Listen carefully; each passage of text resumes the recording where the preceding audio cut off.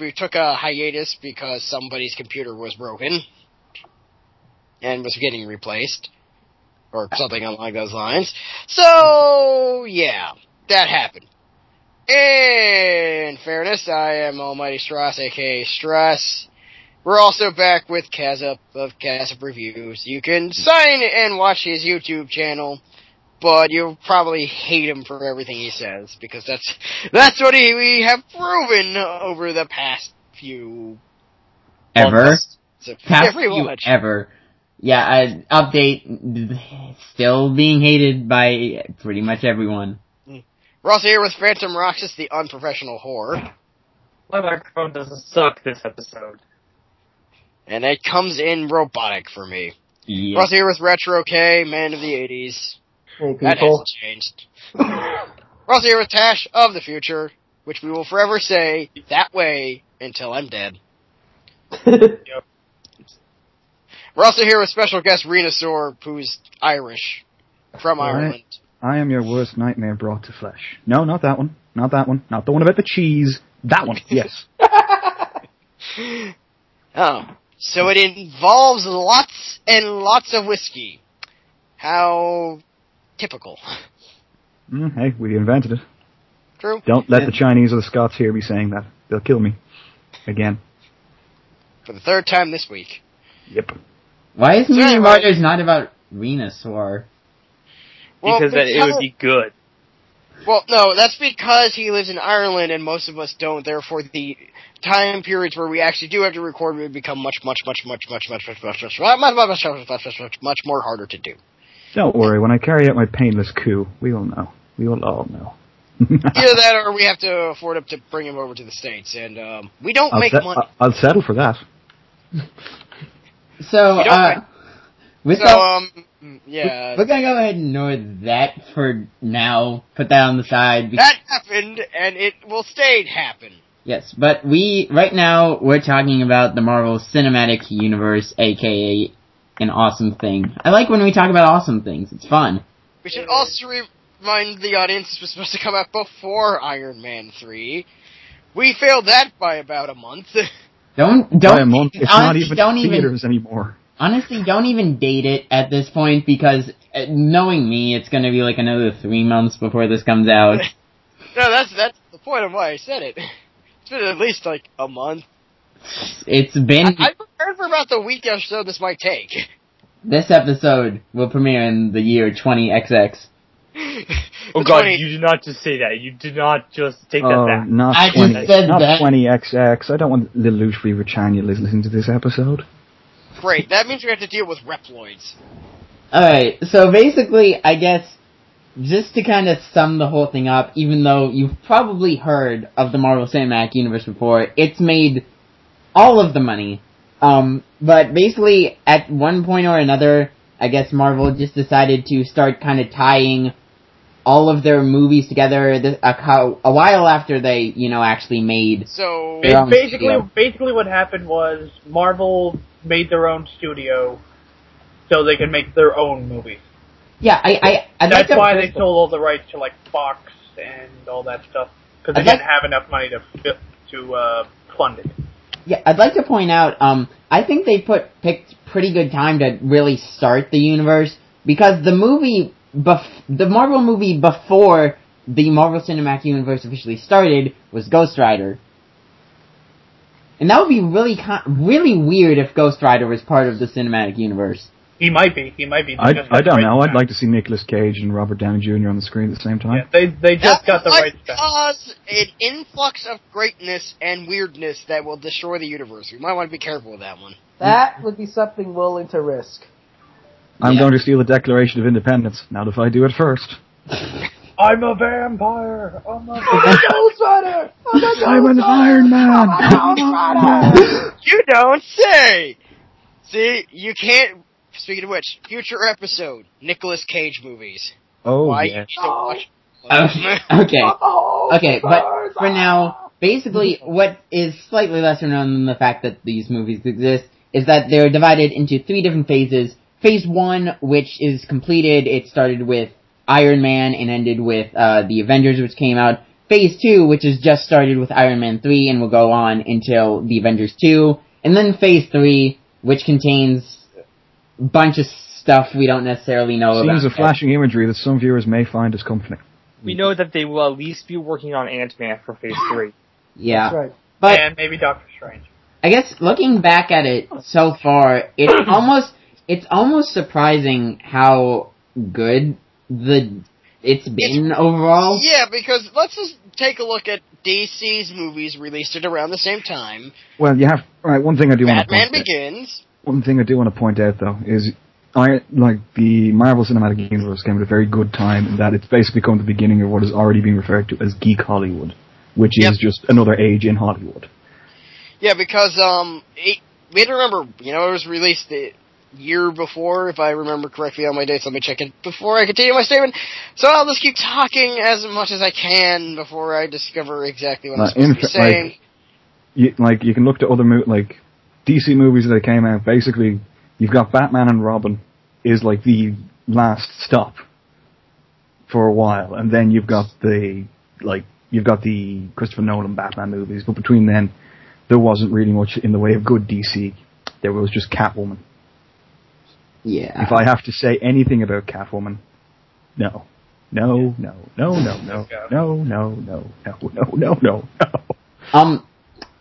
Yeah, I guess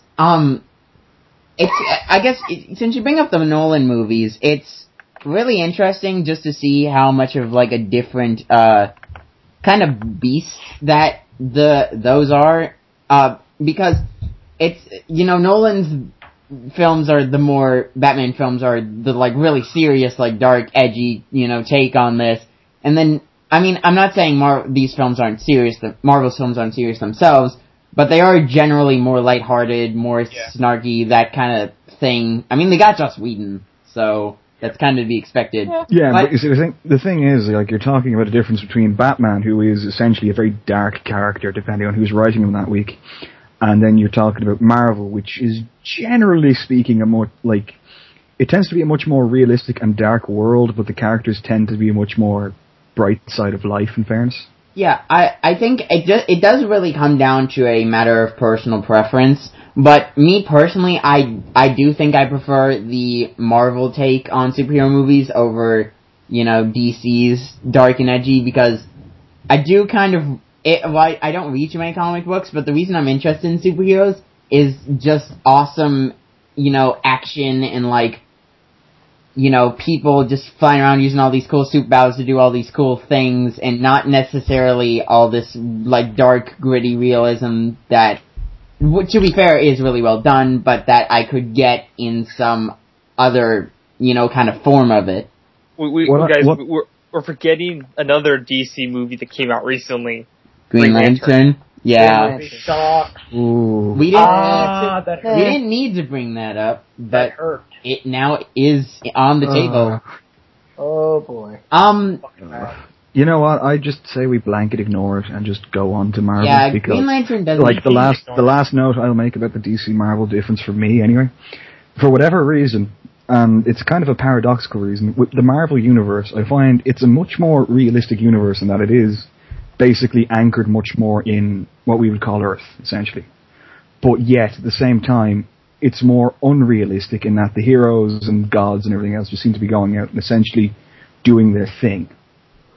But by Batman trying to be both removed from the planet by being set in a fictional city of Gotham, essentially, but still trying to be a person acting for much more realistic and basic, shall we say, ideologies? Yeah, I'm going to use the word ideologies. Instead, just manages to make them less relatable than the Marvel characters are by being more unrealistic, but in a more realistic setting. Yeah, I guess it's it comes down to a big part of emotion in film. I feel is being able to relate to the characters and to relate to what's going on. And Batman, well, the whole idea of this really crime-ridden, corrupt city, that is true and that does happen. But most people, especially most movie-going people, aren't really involved in that. Whereas something like take Thor, it was at least, style-wise, I think with, like, Natalie Portman and their gang, it felt more like just regular people doing so regular things, even if they were, scientists. So it felt more like, yeah, I can, see what these people are doing and see where they're coming from, and that makes me more interested. Yeah, it's kind of like with with the DC now, and I know a co-friend of all of ours is quite frankly just cursing at me now just hearing me say this, but to me with DC it's just a case of it tries so hard, like, there is no way in hell Gotham could be a real city today. Like, you do get places, obviously, with crime and everything else, but there's no way you could get a city with crime to the extent that Gotham has today in the real world. Yeah. However, the idea of a Tony Stark-like character being abducted by a Taliban-like group and then doing stuff like this, okay, I know it's still a bit of a stretch, but it's a bit more believable in my opinion. Yeah, it's like, I remember somebody, because the whole Marvel versus DC, that of course comes up all the time, and this one wasn't about the movies, it was about the comic books, but I feel it's still, it's very basic, but I feel it still kind of covers a lot. DC is more about figures, while Marvel is more about people, I think was what they said, in that... No, it's DC is who you want to be like, Marvel is who you are like. Yeah, that's I think that's a good way of putting it, and... Yes. Again, I think it does kind of come down to personal preference, but I feel Marvel, you can relate to who... You can both feel like you're connected with the character, and you can relate to who they are, in that they are regular people, but you can also... Thor, who's a god. You can... Well, yeah, but in general... You can also, at the same time, aspire to be what they are, while still being what they are in some other respects. And that's interesting to me, and that's engaging to me, and I think it is to a lot of other people, which is why these films are so successful. Mm. Also, they're just well written and well made and well acted and all that stuff. Anyway, I say we should move on and actually talk about them and start with the very first one, which is Iron Man. Yeah, I mean, just... Hey, man. Yeah, Iron Man was, I think, a pretty good way to start it off. It's just... you start anything off with Robert Downey Jr., it's... Well, the other thing with Iron Man is it also kind of re-brought Robert Downey Jr. back to the world, because, let's face it, he had kind of hit a bit of a rock bottom there for a while. Oh, yeah. Well, I mean, when did Sherlock Holmes come out?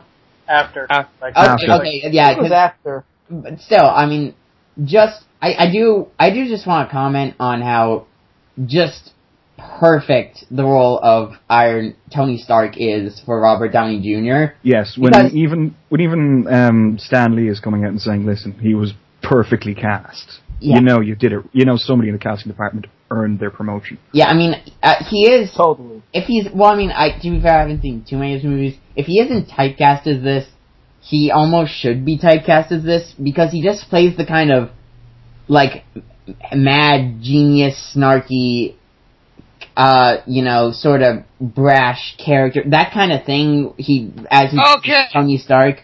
I'm in the middle of something, Strauss. Welcome back, Shut Strauss. your mouth. God.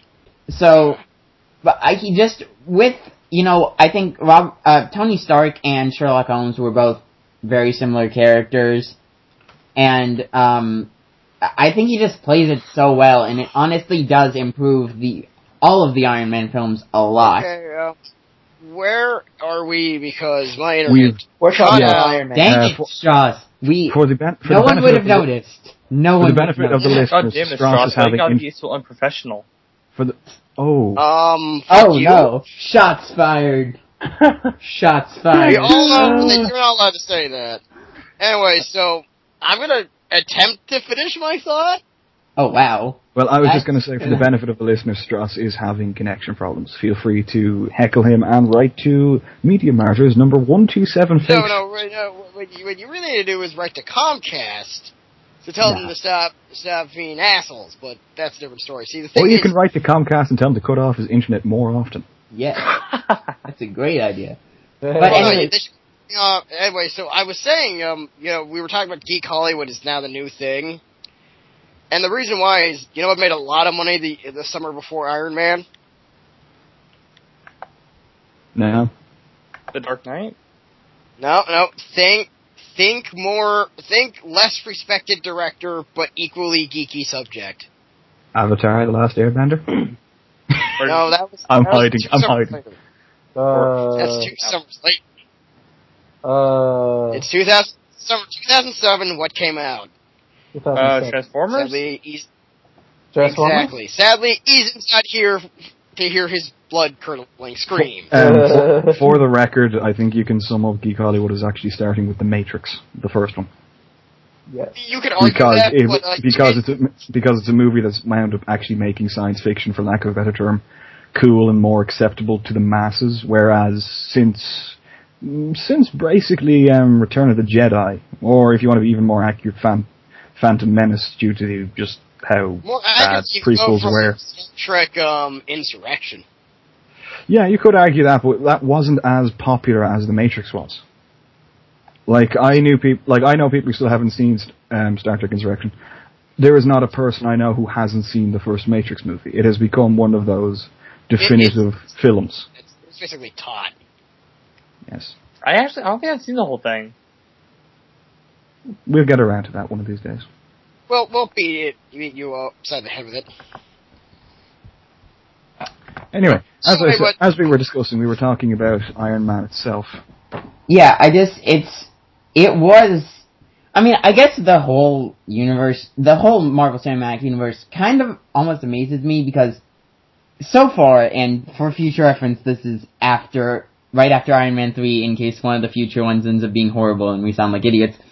So far, none of them have really been terrible. The worst you get is the Hulk movie with Ed Norton, and that wasn't that bad. I'd say it's Iron Man 2. It's generally juggled between Incredible Hulk and Iron Man 2, depending on your opinion. But neither of those are they're not really bad.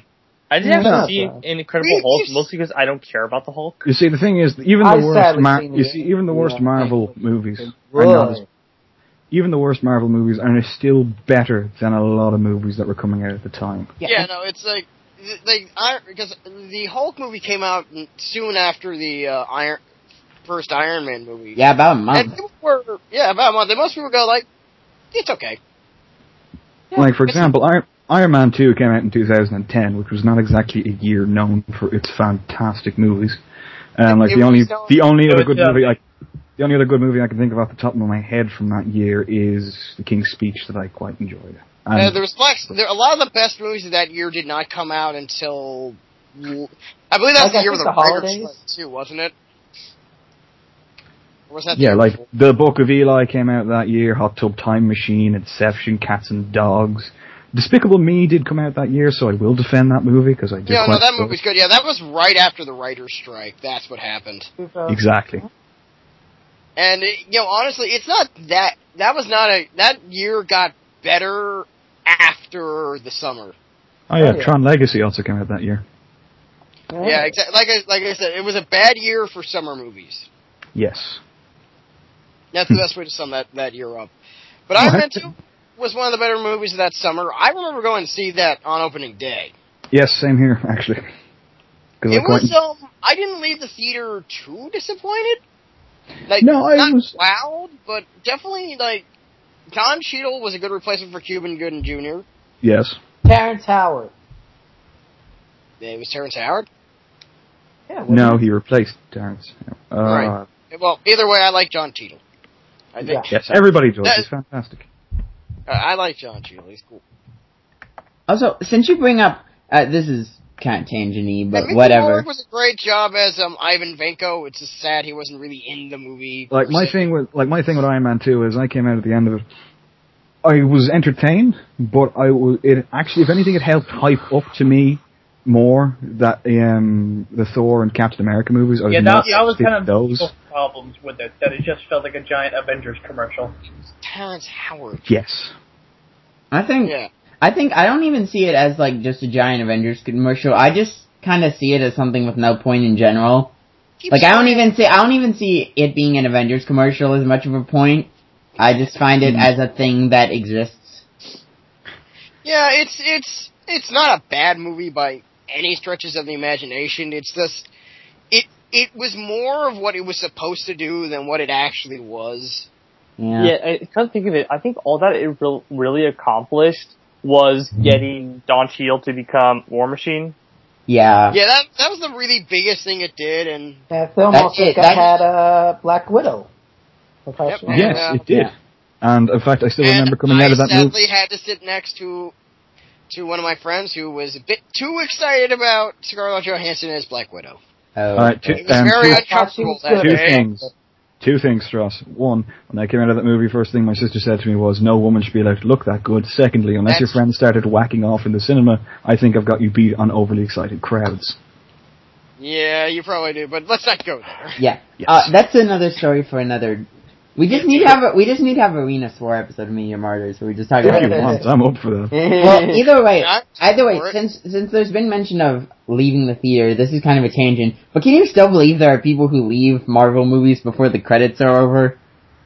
No, I don't feel like... After Yeah. on Avengers. I remember when it came out of First Class, I'm like, there's no Stinger? Really? Oh. Yeah. What? Yes, we can I'm discuss actually X-Men later on. We can I was discuss part. everything later on. I actually did want to see what was happening during the credits during the Avengers, but we had to go because we were on a schedule or something. I think I had picked up on the post-credit scene, when I saw Iron Man 2, I stayed for that. But I did not know that they were doing post-credit scenes for the first Iron Man film. But I have seen the post credit on the first. There's Iron Man. actually 2 post-credit scenes for the Avengers. Yeah, Yeah, the one you guys got and the one we got. I've saw seen them. those. I And have it's seen like them though you on guys YouTube. didn't So yet. In fairness, That's though, we got the certainly film like a week earlier just so you guys could Yeah, get a that was scene. literally added The before Swarm. the US release. Swarm. Because they literally went back, filmed that, then added it to the end of the Avengers. It's like, and honestly, it was funny. What's funny about seeing a bunch of superheroes is eating shawarma. Anyway, though, we're getting too far ahead of ourselves by discussing the Avengers at the moment. I Yeah, think the but- next film that came out was Thor. yeah, I'd Yeah. actually say Iron Man 2. In that way, it kind of helped because I think because it was so I think it actually really kind of made the Thor look even better by comparison. Because I'd say, barring the Avengers, which we'll get to, I'd say Thor's probably my favorite movie of Phase 1. Yeah, I my really like Thor because it was a good fish out of water story. It was. Thor is by far probably my favorite fish out of water movie I've seen. Probably. But my thing is though, my favorite Phase 1 movie is not Thor, it's the other Phase 1 movie that came out that year. Captain America. Yeah. Oh, yes. Well, yeah, those were 2 good movies.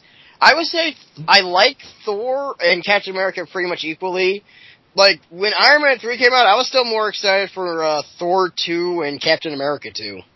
You see, my thing with Captain America 1, the reason I love it so much is purely because of the sequence when it just turns into a propaganda movie for no explanation for about 5 minutes. Oh yeah, that was pretty cool. For America! As somebody Actually, my my who's friend like, has said that sequence alone is like, that is perfect for a Disney movie. Oh. It was silly, it was campy, and it was shot like, kind of like a movie of that would be doing these kind of things, and it worked perfectly. I know. and the thing was, Not only the other thing is though, it did fantastically in building up the audience's interaction with Captain America, as in knowing him being used as just this propaganda piece, so that when the reveal that he was trying to entertain troops who just didn't give a damn hit even harder. Yeah, it's just like, no one gives a shit. We're fighting a war, you asshole. Yeah. We're fighting a war, and you're sleeping around with showgirls and punching Hitler. Wow, you're really doing something for the war effort, aren't you? Well, if he was punching the real Hitler, that would have been even more. That would have been It's okay, I punched Hitler over 100 times. Not only that, though, but speaking of actors, it's like, that movie really helped Chris Evans' career. Because, like, what was he, like, the other good movie I know I seen him in, that I will defend as generally a good movie, is Scott Pilgrim. Yep. Yeah, he was my favorite evil left. No, yeah, he was the best part of Scott Pilgrim, because he plays Hollywood douchebag really well. Yeah. Like, I love Lucas Lee. He's my favorite. Yeah. That was because the thing is, like, that's the problem with Chris Evans. Like, the only other movies I could think of him in were Push which was okay, I guess. You know, He was partially the Fantastic Four films. Yeah, and that's the only other set of films I've been in, and those movies sucked. I know, Captain America did a lot for Chris Evans' career, but I also think Thor did a lot for Chris Hemsworth's abs career. Yes. That too. And Tom Hiddleston's, Yeah, and Tom Hiddleston's hair. Oh, God. As I said, I still find sure we're going to focus on his hair, right? That hair. Okay, then can we get to the big thing now? And then came the Avengers, which basically, as a movie, the Avengers is terrible. Yes. But it is. No. As a great. Uh-oh. Roxas. Roxas? Roxas, Because I'm the guest, I get to say this. Stop being so unprofessional. See, but like I said, as a movie, the Avengers is a bad movie. No. As a movie. That's not. I disagree. No, I don't see it as bad. It's not. No. I'm not saying it's a bad movie, but as just like a straight up normal movie, because I will say this: the Two Towers for Lord of the Rings and the Return of the King are bad as straight up movies, but for what they are, they're parts of trilogies. Yeah. And they're caps to things. Yeah, that you really can't say that something is bad by virtue of just being a sequel. That's kind of No, I'm not saying. Well, for starters, the Avengers is not really. It's sort of a pseudo sequel, or none of these, besides the numbered ones, none of these are really like continuations of the like sequels in the sense that we think of them as. Yeah, the Avengers basically changed that you can now make a movie that's by virtue of being a movie has incredible flaws, but works because everyone saw the previous ones. Kind of like a sequel. It's weird. It's basically a sequel anthology. Pretty much. Yeah. That's the word I was looking for. I disagree with Strauss on the Avengers being a bad movie as a movie. I think on its own, I'll admit, I think it was good on its own. As a movie, it could have. There was definitely. It wasn't like the narratively, it wasn't the strongest. The best way to put it is, it as just a movie on its own. It's incredibly flawed. No backstory for any characters that will be ever explained. Yeah. It's the ultimate. It's all there in the manual movie. I guess that kind of goes on the topic of like what exactly do we expect out of movies almost? Yeah, exactly. Expect out of sequels. Like I said, as a classic movie, it has a lot of flaws on its own. But yeah, but I guess by this logic, Empire Strikes Back. I was about to say that. I was about to say that most sequels have this issue, but not quite the same way the Avengers did, because it's not. It's technically the first of a set of movies. It has its own weird problem. I guess. Yeah, I think it gets. This is Avengers does. Avengers is kind of where it gets wonky, because I'd say it starts out with how you look at sequel. Like, do you see sequels as more of a continuation of an ongoing story, or as their own standalone thing? But even if you do see it as a continuation of an ongoing story, like I do, does the Avengers count as a sequel, since it isn't technically a sequel, but it is a continuation of all these stories? And how does any of this work? And what am I even doing? Yeah, it's sort of that weird thing where you're just not really. It's kind of an odd case. Yeah, but here's the thing: it is a really odd case, but I still really, really love it. No, we're not saying it's bad, mind you. I will not say I do not like that movie, and that it's probably the best movie ever done by Joss Whedon. Arguably, I mean, there was Cabin in the Woods, and that's about it. The only other movies I can think of by Joss Whedon. Don't forget Serenity. Everyone forgot Serenity. If only we had rabid fans that could sick Strauss at this point, but we don't. I'm kind of one of them. Yeah, well, the problem. No, I'm saying from his movie making standpoint. I mean, what other movies has he written? Alien Resurrection. You guys keep talking. Let's see.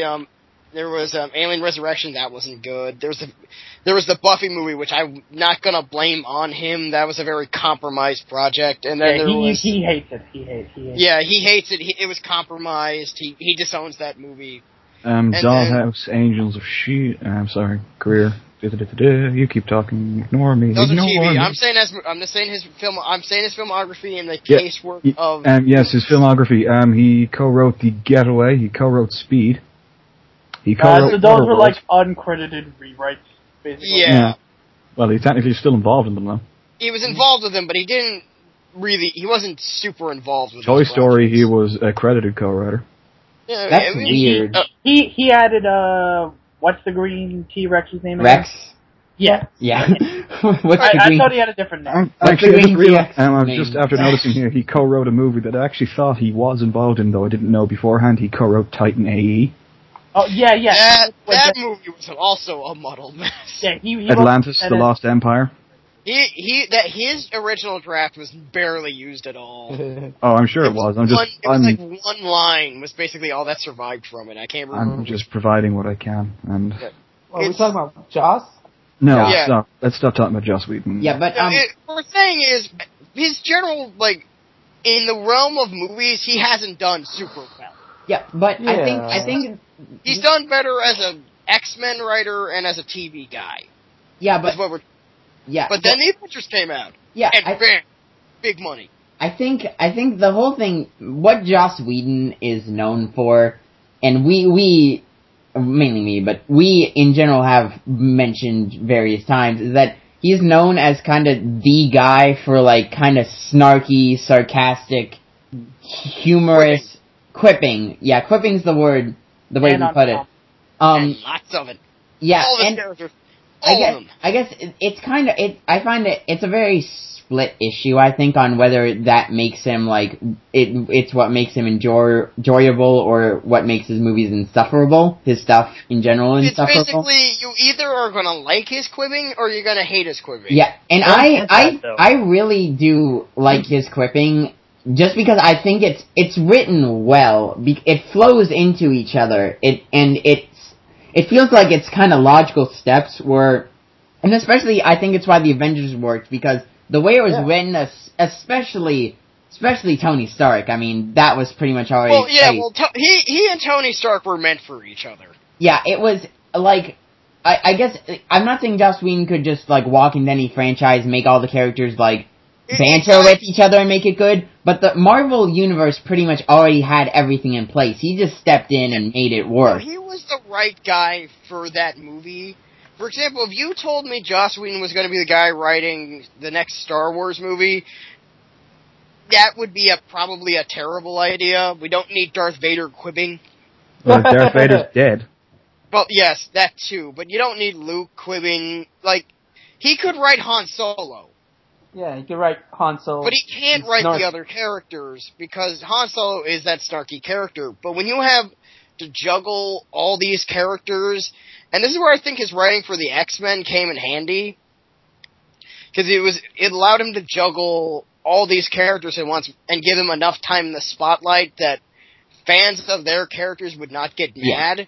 Yeah, I'd actually say my favorite scene in the Avengers is right before the airship battle with the Hulk, where they're all arguing with one another. I think that's a really well done scene and shows just how good, because pretty much everyone gets equal time in that, but a lot of people are talking at once, but it still doesn't feel like a jumbled mess.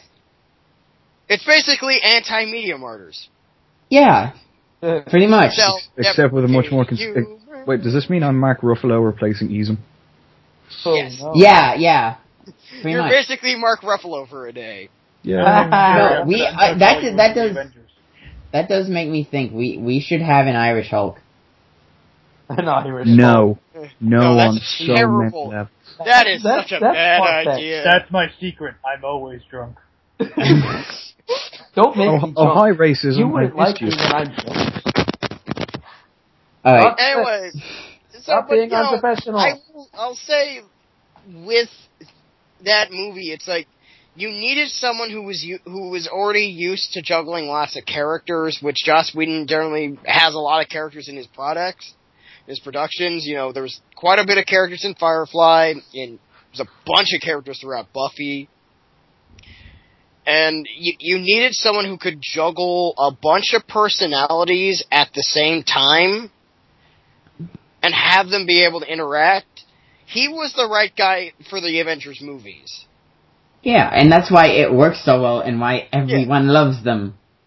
And here's hoping that the spin-off, the TV series, Agents of S.H.I.E.L.D., will probably it definitely do well. has a better chance because it's not on Fox. Honestly, this is, Fox? again, kind of off topic, but I generally I pretty much don't like live action superhero TV shows. This one might be good because it has a budget. Unlike yeah, well, that's usually my problem with them, because the whole thing about superheroes is it's this big, fantastic, world. They have these awesome powers, and they can do world shattering. Your problem is Smallville syndrome. Yeah, it's like you don't have a. My problem is they very rarely does a TV show have the budget to pull off what I think is necessary for superhero movies, especially nowadays with all our fancy CGI graphics. We should also... In fairness, I would argue with you about Smallville's problems not being budget. I would argue with Smallville's problems being they just didn't know when to stop. Well, I, for one, would refute your argument by pointing out that Arrow does not require a budget, and that's all I'm going to say. Mm. I would counter your argument by saying, what does this have to do with the Marvel Cinematic Universe? Well, I feel Nothing. like it's probably a terrible show still. Yeah. Anyway, let's get back on topic, people. Don't make me slap you. Basically, until possibly recently, the best superhero show I could think of on television was Batman back in the 60s, but not for the right reasons. That didn't need a budget. That did not need a budget. All we need is just Adam West, and we're set.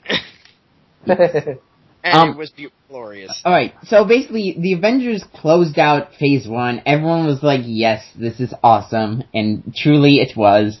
So, and now, after about a year without that, we landed in Phase 2, which started off with Iron Man 3, the most recent film at the time of this recording. And so far, it has been well received. Yep. It's definitely better than Iron Man 2. Yes, it is. Generally considered a good movie. People generally overall liked it. Yeah, I generally what I've heard is better than Iron Man 2, not as good as Iron Man, the original Iron Man. Oh god. There's nothing really... It would never acknowledge that a sequel could ever be better than the original. It definitely can. Empire Strike Back is now considered the best of the three. Yeah. That's more like the exception rather than the rule. Wrath of Khan. Well, here's the thing. Sequels generally aren't better than their originals, because I feel like, something like The Empire Strikes Back, that was because that was meant to be a trilogy. That was meant to be a 3-part story told, throughout all those movies.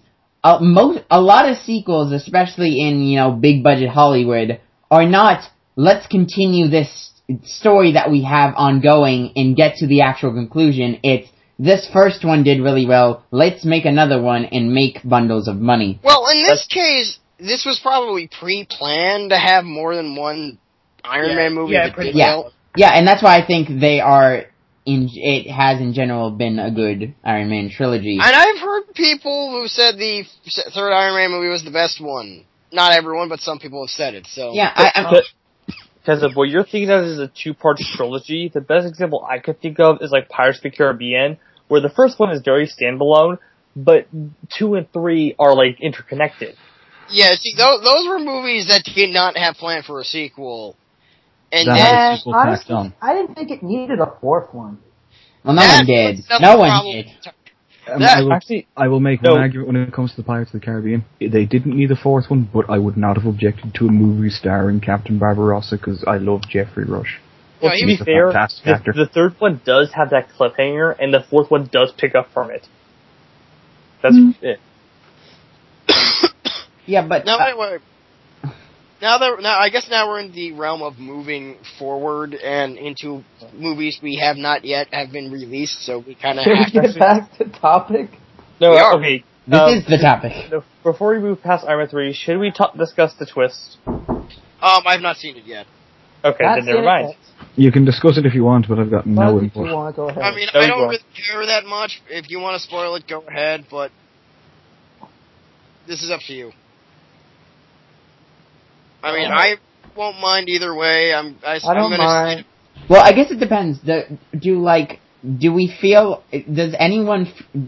like we have anything substantial to say about this? Like anything that would be worth spoiling it for someone to talk about? All I would say about it is, like, if you didn't like it, fine, but it didn't ruin the movie. Yeah, I'd say we go ahead and I'd actually say we go ahead and leave out that.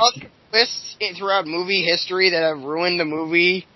From what I hear, this is just one people are just complaining. Yeah, generally, I'd say in terms of one plot point. Not Mass Effect 3 levels bad. Mass Effect 3's ending did not ruin Mass Effect 3. See, here's the thing. I stand by.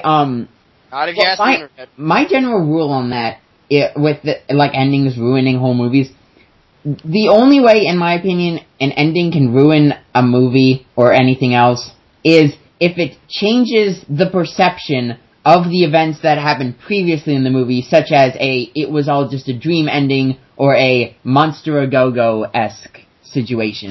Or AI.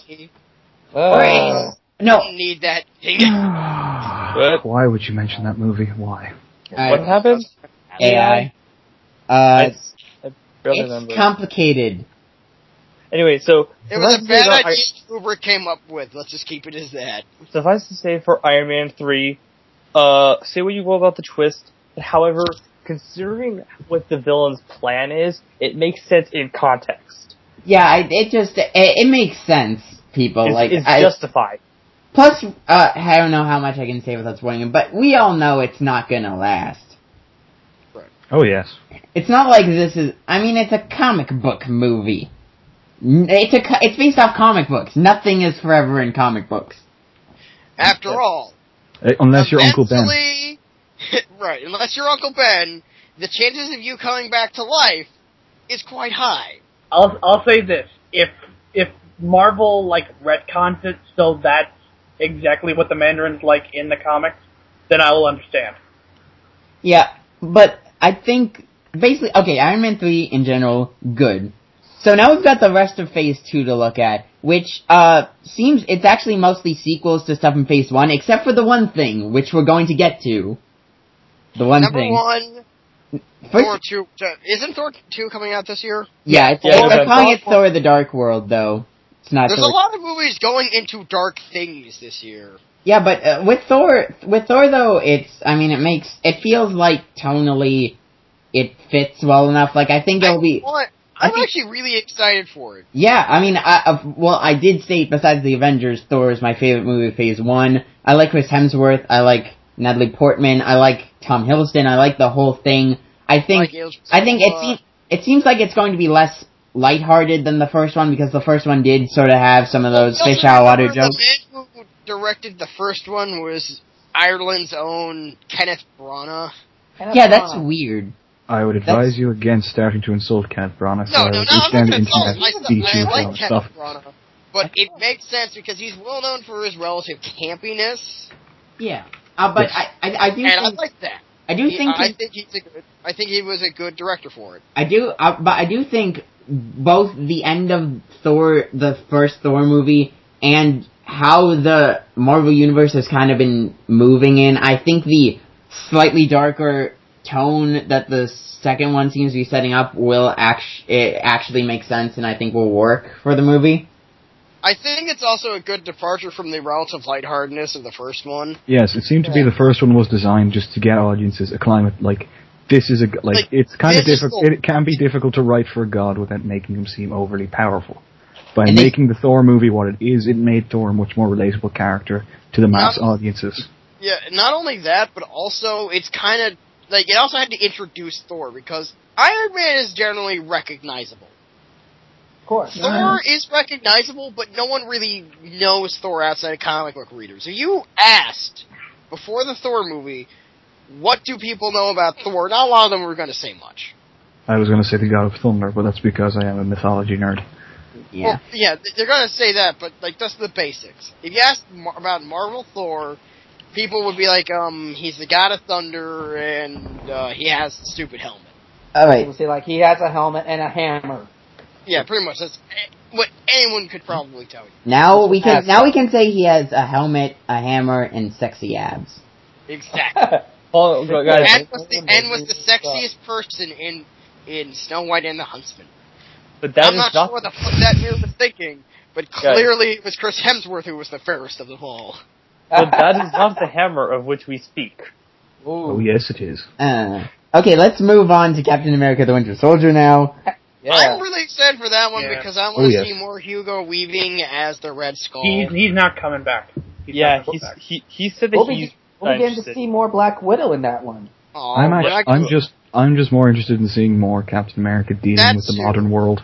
I just find that very That's fascinating. sad. I liked Hugo Weaving. Yeah. He was perfect for that role. One thing I think Thor and the Avengers and the whole thing overall proves.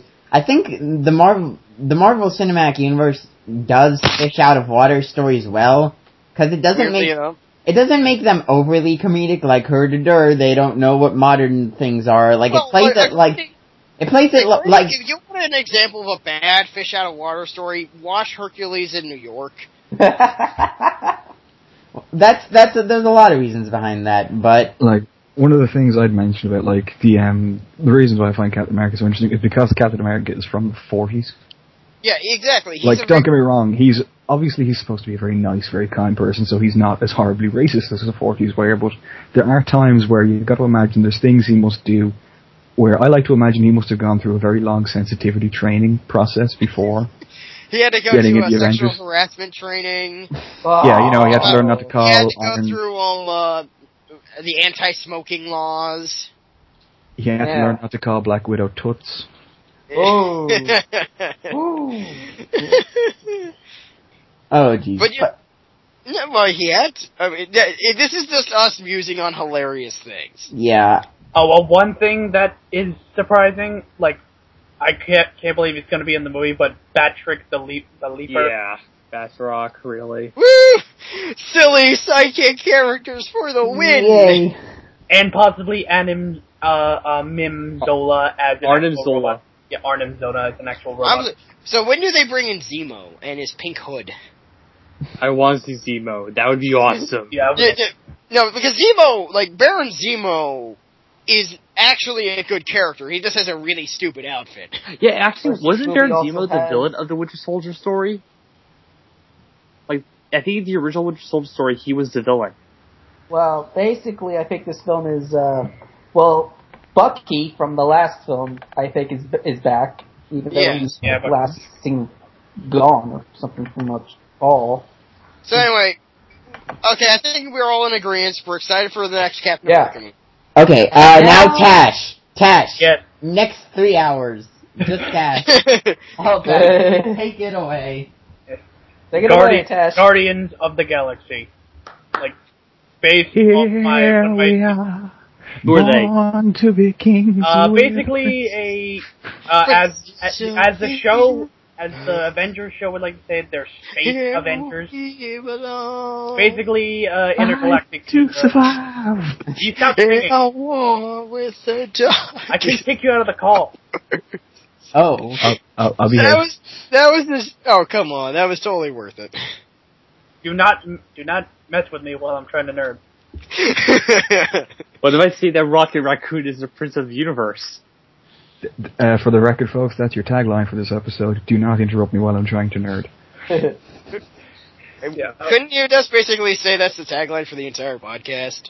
Not really, just this Not one really, episode. because the thing is, we usually interrupt each other when we're trying to nerd. Because we're all nerding at the same time. Exactly. Right. Don't worry, me and Reno will get him back when we get to the Mass Effect episode. Oh, you're Anyway, all going to suffer. Anyway, I know. basically, it was based off a 25-issue comic book that sadly got canceled after 2 years. Basically, it's a bunch of space heroes. One is a human/alien. Another that's Star-Lord. Gamora, who is Thanos' stepdaughter. Adoptive. Yeah, I mean that. Adopted stepdaughter. Drax the Destroyer, the guy who's supposed to destroy, whose basically sole purpose in life is to kill Thanos. Rocket Raccoon, a anthropomorphic talking raccoon with a BFG. A talking raccoon with a No, BFG. let's just let that soak in. Yeah, for we need a 5 moment. He's the best character. We need a moment of silence just so our audience can really take Good. in Good. anthropomorphic Good. talking Take a raccoon. deep breath. For the record, what you just Guys? heard was a talking raccoon with a BFG. And that's not the only one. Also, there is Groot, a giant intergalactic talking tree. I'm sorry, Tash, you had to stop So it. does the Rocket Raccoon live in Groot? No, Or they're friends, but you don't really. I would also like to point out. Wants a tree. I would also like to point out to further baffle our non-Guardians of the Galaxy familiar viewers that if we go by Avengers: Earth's Mightiest Heroes, the anthropomorphic talking raccoon with the BFG also has an Australian accent. Yeah, Cockney kind of. Yeah, I don't know. It's something foreign. This is I don't see him with one. I see him more with like a southern accent. Well, they are gonna be. So They are he's gonna going to be played CGI by and motion Shagath capture in them. our. So he's going to be played by Shagath in our script reading. I'll play that. One of these days I'll get involved in that thing, I promise you. Apparently. Well, we got the much anticipated last part still I'm upcoming. sorry, but Tash, no matter what you say, it's not going to top anthropomorphic raccoon with a BFG and a Cockney accent. Yeah, we've kind of achieved ground zero. If I Giant talking tree who says I am Groot. And Both the raccoon and the tree will be CGI and motion captured. yeah, pretty much. Well, that's fine. Yeah, I guess I'd have to. I'm kind of I'm curious to see how Rocket Raccoon and I guess Groot too look in general because it's a Marvel movie. It's a Marvel movie, so it will have a good budget. But I am kind of curious to see how well it will integrate with I do everything. think that's the most risky one. This is the most. It's a risky move that could either pay off really well. Yep. or it could be a bomb. But I'd like to point out that I really do find it interesting and actually pretty cool because now with the Marvel Cinematic Universe that we've kind of gotten all the really big superheroes out of the way. Now Yeah, it we seems can. like with Phase 2 and especially of what we've heard for Phase 3, we might actually be getting more room for some of the lesser known superheroes to come out, and based on Marvel Cinematic Universe's previous backing, I think it will give a lot more people a lot more knowledge about these cooler, lesser-known characters, and that's awesome. Before we Yeah, move on to that's what Phase 3, we have to talk about Avengers 2. Oh yes. Now, from what I've heard, and mind you, this is from relatively after the first Avengers movies was out, so it might have changed in a year. He's going smaller, Yeah, he's going deeper basically in the characters. which He'll still have I guess a main villain, but it'll be more about the characters. this could either A, work wonders, or B, fuck up Royal. Yeah, I think I hope it will work. He doesn't want to try too hard because he thinks that if you try too hard to top what you did before, you're going to fail spectacularly. I think that is a smart thing. No, I agree with what he's doing. I think this is where he has to go at the moment.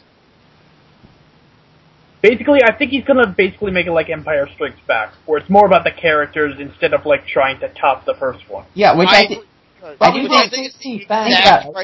about it.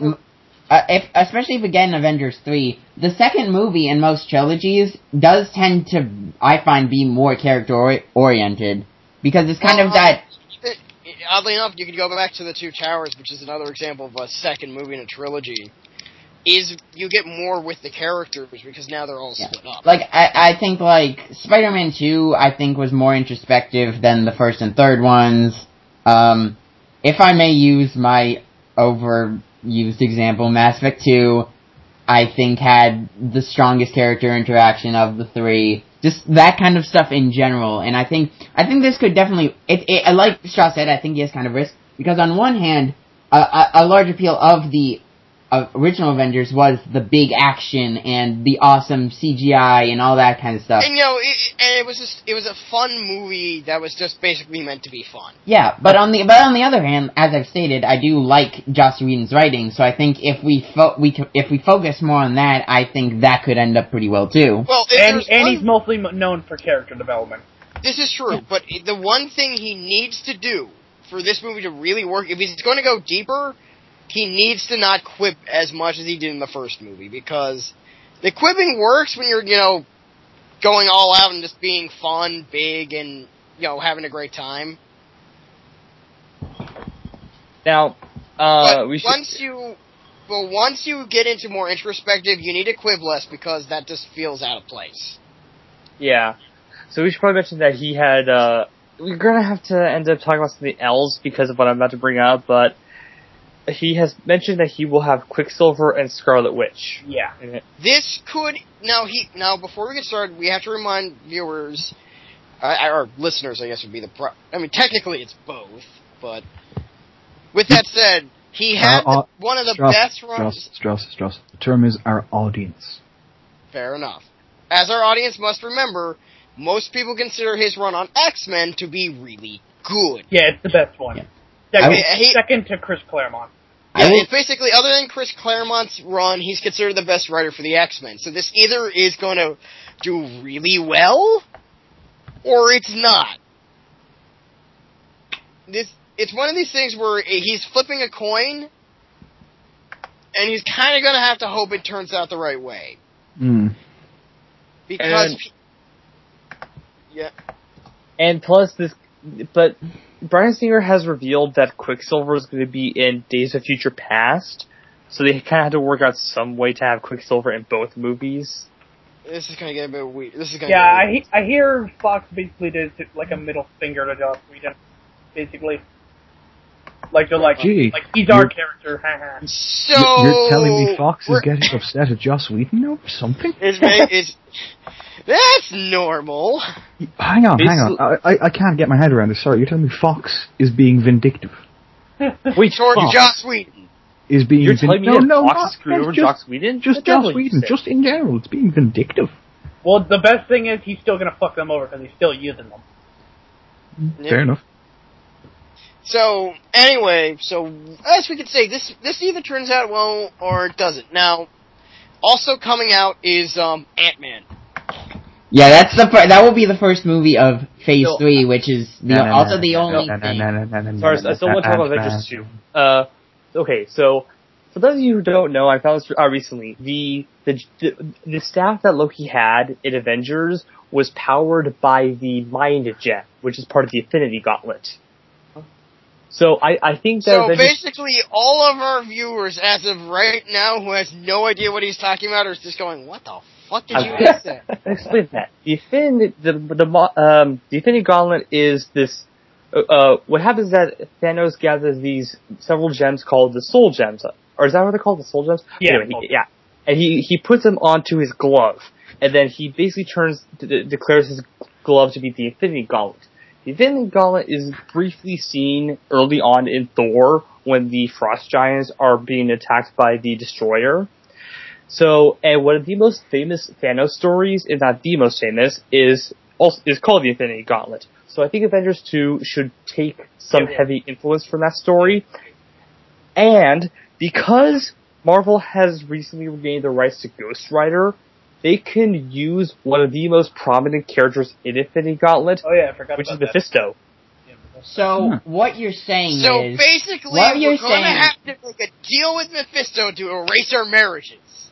No, so what you're saying right now, Tax is probably wanting to kill me. So, Voxus... I will. Voxus. So, what you're saying is, we're all giant nerds. Yes. Can I just Could I just point out, for the whole time you were talking about Mephisto and his gauntlet, all I wanted to say was, he puts all these magical gems on his gauntlet, and then he bitch slaps a fucker. Actually, I think he does bitch slap Mephisto. Also, it's that plot reminds me of that 1 hour-long Danny Phantom special, and those are the only two things I have to say on the subject. Actually, no, Tash, he does even better. What happens is that Mephisto made a deal with Thanos and to get a Cosmic Cube, and Thanos went, and then when Mephisto tries to use the Cosmic Cube, it doesn't work, and then he says, "What did you do?" And Thanos says, "You told me that our deal was that I would give you a Cosmic Cube. We did not say that it had to be a functioning Cosmic Cube." And then he explodes them. Whoa. So basically, Thanos screws over the devil. Thanos screws over the devil. So he beat him in a fiddle contest. Well, you see, when the devil goes down to Georgia, it's only to be expected. Yeah. Indeed. I understood that reference. Somebody get that, that actually fits in with our episode, somebody get that Captain America, the Avengers gift. The Avengers went down to Georgia. Had themselves a time. So anyway, next up in Phase 3, the one that we know is definitely happening is Ant-Man. Now, this is by Edgar Wright. That sounds fun. Edgar Wright's awesome. Yeah, no, Edgar Wright, I think, is generally a good director, but do we know who's who's going to be Ant-Man? No, not yet. Okay, not yet. we know so who would we want to be Ant-Man? Nicolas Cage. Nick Cage. Wait, Well, yes, what but Nicolas Cage is great in everything. Alan Tudyk. I'm going to explain why Nick Cage would be perfect for the role of Ant-Man. Because I'm an Ant-Man! I'm an Ant-Man! I'm an Ant-Man! Simon Pegg.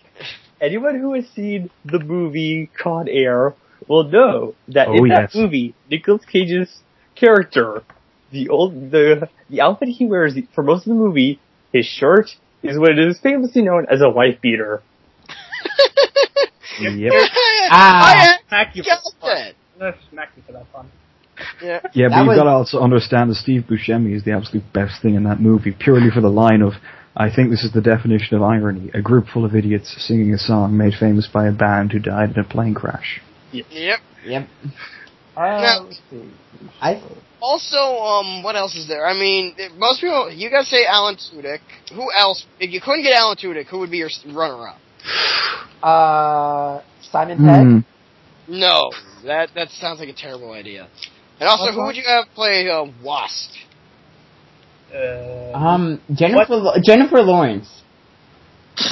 I just want it to be Jennifer Lawrence. We know that. I just want Jennifer Lawrence to play everyone.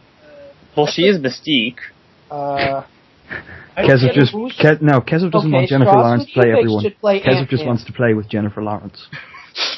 I will slap you from across the Atlantic Ocean. Yeah, but it'll take like 3 hours. I'll have time. Lag. Okay. Strauss, who do you think should play Ant-Man if they can't get Alan Tudyk? I don't really know the character that well. I shouldn't be asked this question. All you know that he's blonde.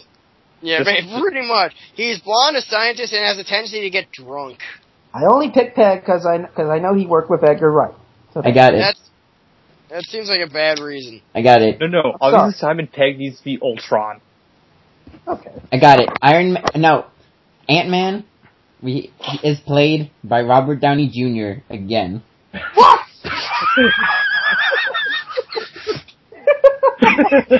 Oh.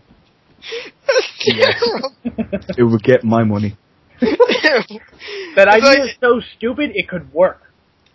The only way I could get my money more would be if it was him playing all of the characters. No, I think it would get your money if he was played by Benedict Cumberbatch. No, that Benedict Cumberbatch wouldn't suit that role. Cumberbatch is not much of a... But, well, basically, I guess there isn't too much to discuss about Ant-Man because, we don't know too much about the movie at this point, but it kind of ties back into what I said earlier about they're giving lesser-known, superheroes kind of the spotlight now that we're getting later on into the universe. So with that in mind... The two biggest Marvel characters were sold off Yeah. The biggest Marvel characters, probably overall, are Spider-Man, which we will eventually get to, because that is the Task-centric episode, more than this one. X-Men, and the Fantastic Four. They sold off those 3 sets of characters so that they could make Marvel Studios. So they really have no other choice. Yeah, but what I'm just trying to say is, with that in mind, what would, especially because what superheroes would you now like to see have their own movie? I want to see Doctor Strange just because I want to see Dormammu in live action. I want to see Namor the Submariner. Black Panther. Yeah, Doctor Doom in a good movie, but if we're doing Marvel, I have no choices. But as per usual, my vote on who do I want to see get their own thing. I still want a Preacher adaptation. That's DC, isn't it? Yeah, I know, but heck, I said I don't have anybody for Marvel. Actually, I think there might be some Irish Marvel characters.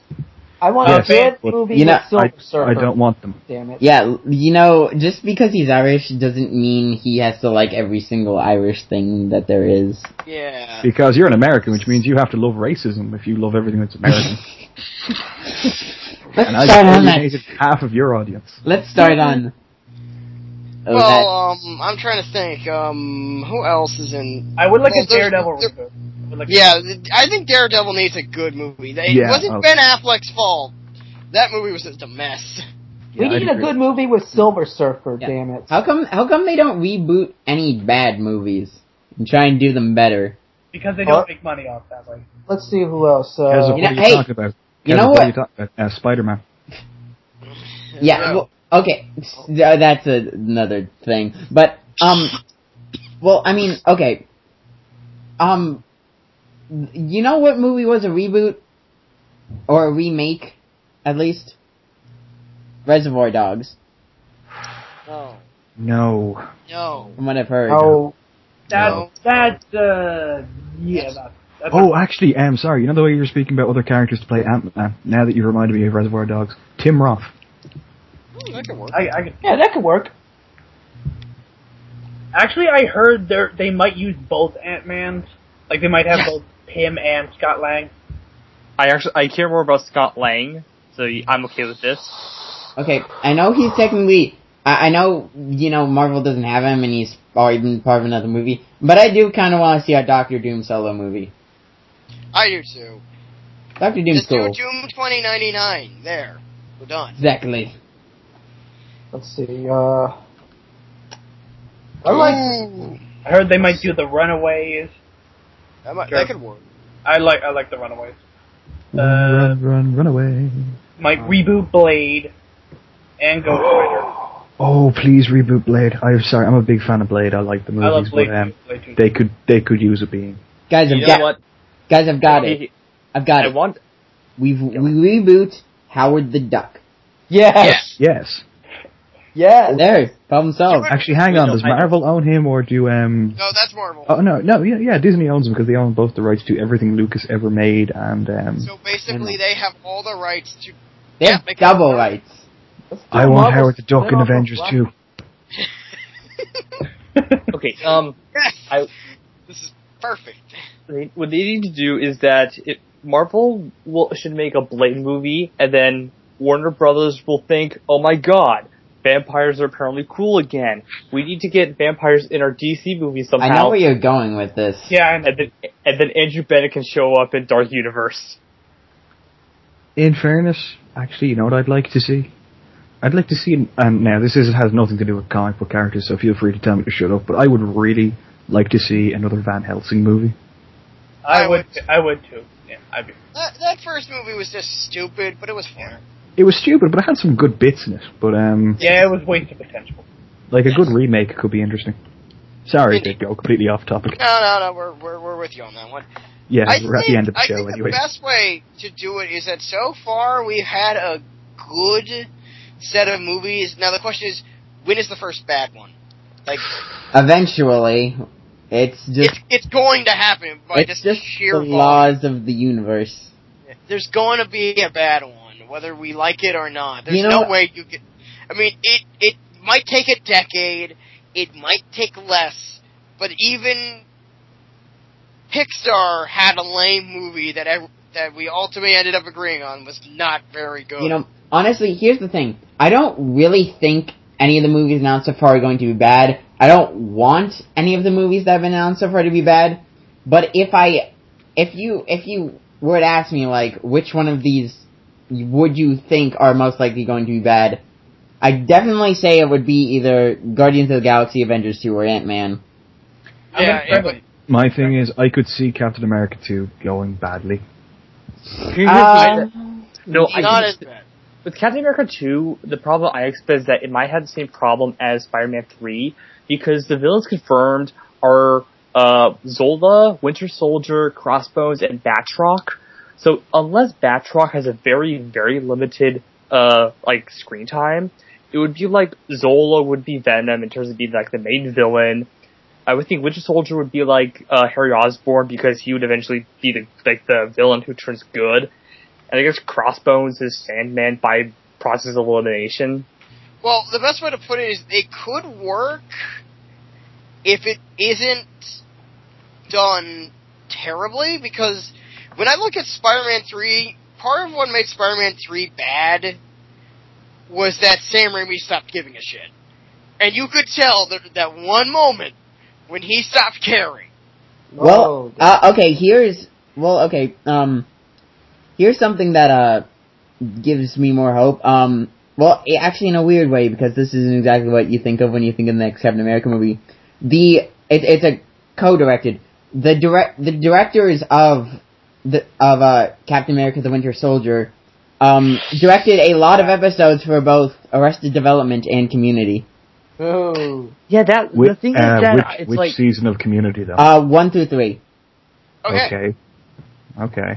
I'm slightly more optimistic about it. But at the same time, is that those are good, but does being good at comedy mean that you're going to be good at stuff like Captain America? Yeah, that's the weird. Okay, they said on record that it's not going to be like a comedy. They said it's still going to be serious. Also, on a downside, they did both direct the only episodes of Animal Practice.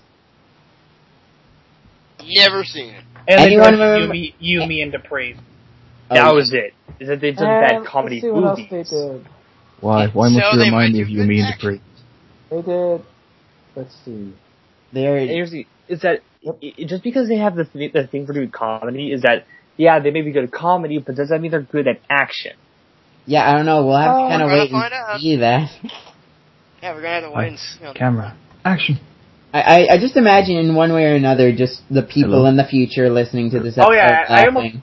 I almost forgot. Like, what about? I wonder how they're going to do Falcon in Captain America 2.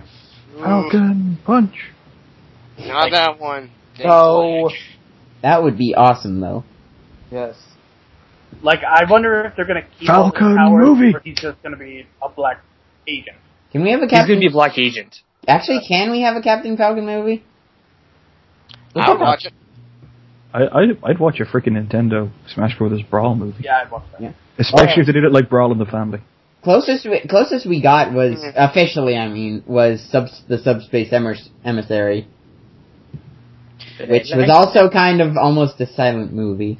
It was dialogueless. It was art. Picture of me holding a skull. Alas, poor York.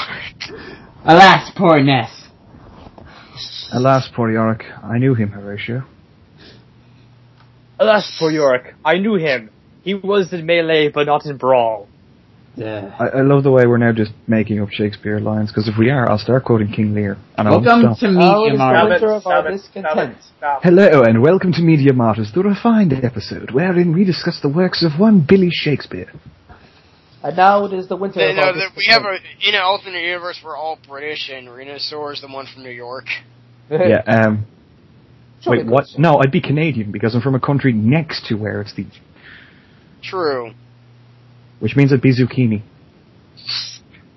Sorry, that's an outside reference, folks, my apologies. No, he was in the soon-to-be seen script reading part 2. Okay, You well, will- you'll know him by his Now- smell. Yes. with those 4D computer screens they've invented. What, you guys don't have them in America? They're all the rage in Europe. I have one. They're just Yeah, not I on know. the East Coast. Yeah, I suppose. Basically, Kezel can't get one because of Kezel. I'm just barred from 75% of the stores in New York City. Why did I can actually just imagine that's the case? You just walk in like, no, we don't serve your kind here. Also, I mean, I guess while we're at it, we might as well talk about in comparison to the DC movies. Much better. The end. Well, we're an hour and we're like over an hour now, so do you really want to go down that road? Let's just say this: Justice League is either gonna suck or gonna be good. No, Justice League isn't going to happen. I'm sorry. Man of Steel is not going to do well enough. I am telling you now. I am going on record right here on totally Media Martyrs. quoting you on that. I will give you. I have no hope for I will put this to you simply: if Man of Steel does well enough that it leads eventually to a Justice League movie, I will eat a sock. And I will record it, and you will all have video of me eating a sock. No. Here's what will happen, is that Man of Steel will do really good, but Warner Brothers No. Man of Steel will do really well. We use correct grammar here on Media Martyrs. Okay, Man of Steel will do really well, but somehow Warner Brothers will say it did not make as much money as they would have liked. Yeah. I actually don't care about a Justice League movie. I want my Dark Universe movie with Del Toro doing it. You know, I just realized I really want a Doctor Doom movie. Give me a friggin' Doctor Doom movie. I know, it's like, now that we all think about it, it's like, we really want that goddamn Doctor Doom movie. Why is there not a Doctor Doom movie yet? He's one of those characters who can, like, Doom 2099. There, you have your movie. Well, if I may just channel the powers of Ism for 1 second, I just need to get my chakras correct. Hosanna Tosono of Tumas Prime. I really want a Deadpool movie. Okay, here's the thing about a Deadpool movie that I probably already mentioned. Here's how it would work, because here's the thing about X-Men Wolverine Origins that I will say, just to start us off. The problems with that movie had so much to do with its writing more than anything else. Yes. Yeah, I honestly do not mind Ryan Reynolds, and in fact, Ryan Reynolds would be great as Deadpool. Yes, I think Ryan Reynolds is the right actor for that role. How about this? No, how about this? How about we take a character known for his big mouth, his, interesting dialogue, and his witty thoughts, and not tape his mouth shut? Here's the thing, is that How about we by not his do that? own admission, like Stryker said that Deadpool could not shut up. So by Stryker's own admission, Deadpool was done right until Stryker himself fucked things up. Yeah, exactly. But see, the thing is, the problem with X-Men Wolverine Origins had more to do with its right. Like, everyone's casting was great except for Will.i.am, but in fairness, Wraith is such of a who gives a shit about character that no one gave a shit. It's like, let's just put Will.i.am in the character. There, good, we're done. I'm not gonna say Will.i.am's acting was bad or good, because I literally can't remember it. I think Will.i.am was in that movie? That's bad. I can't remember an actor. Oh wait, I can't even think of who Will.i.am even is. Exactly. I don't know, but his name's spelled William, isn't it? There's dots No, in it. it's Will.I.am. Oh no, I remember who Will.i.am is now. He helped ruin the ending series of... Sorry, he helped ruin the ending ceremony of the Olympics. He also has a song with a hashtag in it. Yes. And he should be says a very lot. ashamed of himself. Will.i.am is also doing the theme for Entertainment Tonight. Ugh. Now, so anyway, but as a Deadpool movie, if they got the right guy to write it, and the right guy to direct it, and put Ryan Reynolds in the role, I think it'd be a good movie. You know who I actually think could do a decent Deadpool movie? And you may disagree with me, but I stand by this. I reckon Kevin Smith could do it. No, actually, I think you're absolutely right. I agree. To be fair, I don't know much. It depends. I don't know Like, much. now, I'm not talking like Red State Kevin Smith. I'm actually genuinely talking, basically, Jay and Silent Bob Strike Back.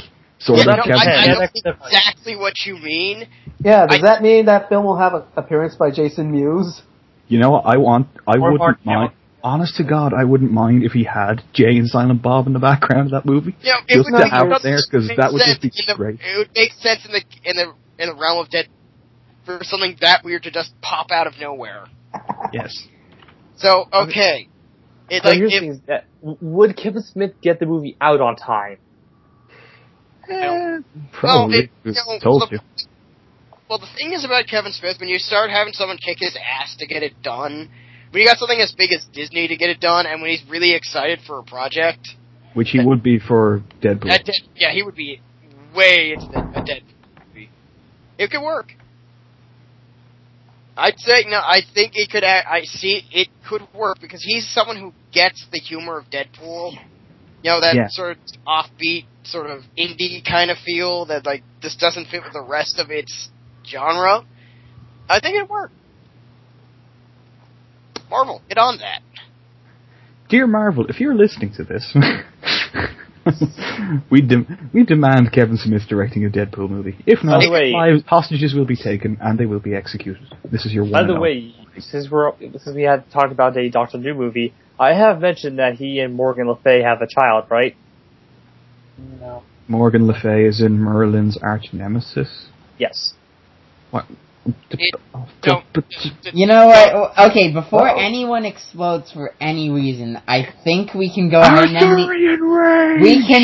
and end the episode now. Yeah, I think we're done. I think as a sum up, Marvel Universe, good. Do more good things with it. Do more good things, Marvel Universe. movie. Get on that. Yeah, that. Give us our Namor movie. I'll write it. Yeah, I will write it. already. I will write it if that's what it takes. I want We'll Guardians do it now. for free. Yeah, I don't need money. Yeah, give us a Black Widow spinoff. Black Widow's not... Unless the Black Widow spin-off is somehow proving that she was trained by Leon the Professional, I don't really care.